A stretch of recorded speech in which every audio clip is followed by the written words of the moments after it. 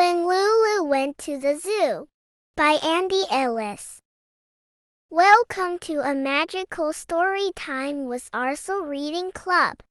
Today we'll meet a kind and clever little girl named Lulu, who visits the zoo and finds out something very special about her animal friends. Let's listen and find out what happens in When Lulu Went to the Zoo. When Lulu went to the zoo, she was sad for the giraffes and the penguin too. The tigers were crying really big tears, and the life had gone out of the llama's ears. Though Lulu was only 2 times 2, she knew that animals should not be in a zoo.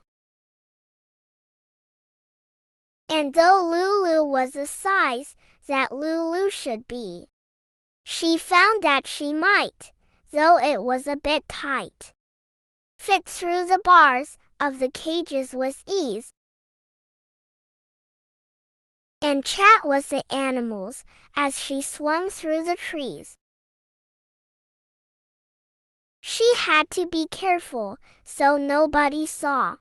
Then she slipped out again through the little cage door. And what she discovered, while she talked to them all, was a dream of splashing in a real waterfall, or dancing on icebergs that filled up the sea.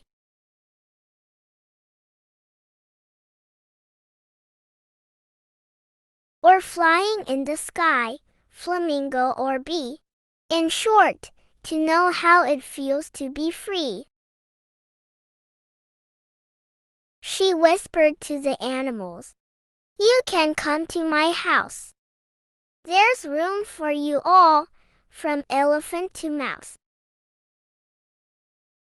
And one moonless night she let them all go, and smuggled them back so no one would know.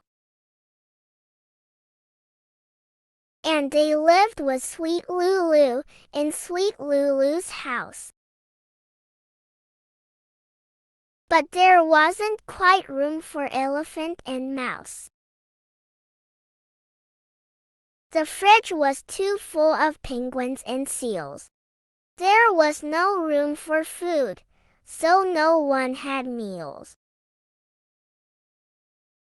And the bathroom was the right place for a lovely hot wash.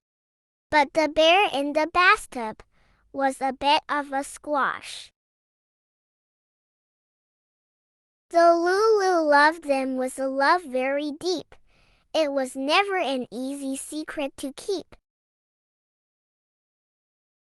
"We've found you," the 6 sad zookeepers said. "Please give back our animals. We'll put them to bed." But Lulu was bold and she said, "Don't you see? The zoo's not the place for my best friends to be. Every one of them says they just want to be free." And she talked, as only a 4-year-old can, of an idea she had. That was called Lululand.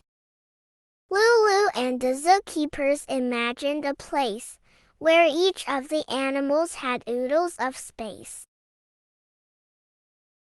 Now whenever she wants to, she tiptoes away to visit her friends and play there all day.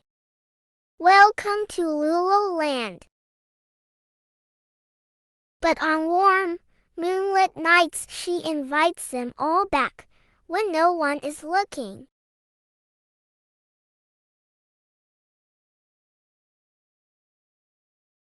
For a big midnight snack.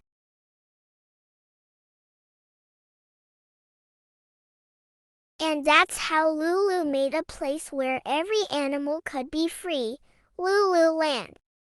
If you like this story, don't forget to like, share, and subscribe for more wonderful tales and learning fun from Arsal Reading Club.